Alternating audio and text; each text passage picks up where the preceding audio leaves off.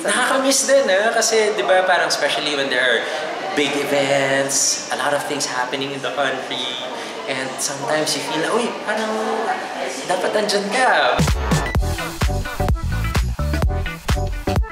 No, I am always grateful to my career at saka dun sa opportunity na binigay sa akin ng media industry.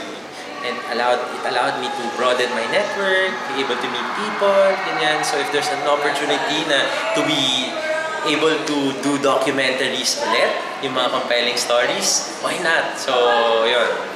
Very much open to exploring that. Nakakamiss din, kasi di ba parang especially when there are big events, a lot of things happening in the country, and sometimes you feel, uy, parang dapat andyan ka. But I'm sure, yung mga naiwan nating mga kasamahan are doing a great job in terms of, making sure na ayaw natin ng fake news, di ba? Yun yung pinaka-ayaw natin sa GMA7. And natutuwa ako na once in a while, we get to reconnect, yun, and collaborate. So if there's an opportunity to do documentaries, inspiring stories, why not? My goal now is to really advocate for learn, share, inspire. Inspire the youth to do the same, no? Whatever they learn, they get to share it with their loved ones, their friends, ganyan. The good stuff lang, So, and then, siguro may multiplier effect in that they'd be able to inspire other people to do the same. Para less negative vibes naman tayo kasi, di ba, there's a lot of negativity when you open your social media sometimes, no? Parang, bakit ganito na naman? Parang sobrang sad story na lang lagi.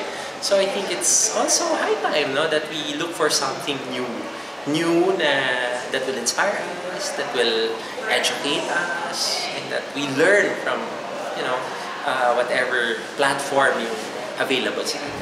Yun, it's one great opportunity kasi, di ba, lahat nga accessible sa youth natin, especially Gen Zs, tsaka Gen Alpha, lahat readily available na to them. Siguro, ang kailangan lang talaga natin is, alam mo yun, kailangan din natin ng inspiration. Once in a while, di ba, the good stuff, kahit pa paano. Gusto natin good news, di ba?